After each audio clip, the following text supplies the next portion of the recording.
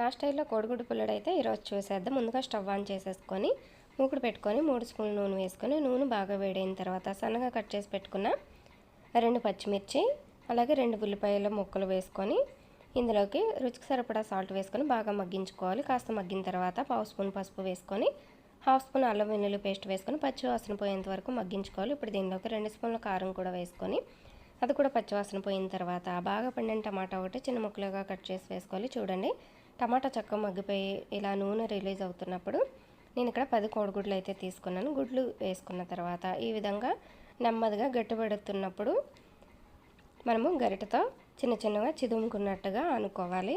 ఇప్పుడు ఇష్టం ఉంటే ఇందులో ఒక కరివేపాకు రమ్మేసుకోవచ్చు, ఇది ఆప్షనల్ మాత్రమే. కాస్త తిప్పుకున్న తర్వాత ఇందులో గరం మసాలా వేసుకొని ఇంకాస్త వేగనిచ్చి ఫైనల్గా కట్ చేసి పెట్టుకున్న కొత్తిమీర కూడా వేసేసుకొని స్టవ్ ఆఫ్ చేసేసుకోవాలి. చూడండి, నా స్టైల్లో కోడిగుడ్డు పుల్లడి అయితే ఈ విధంగా చేసిన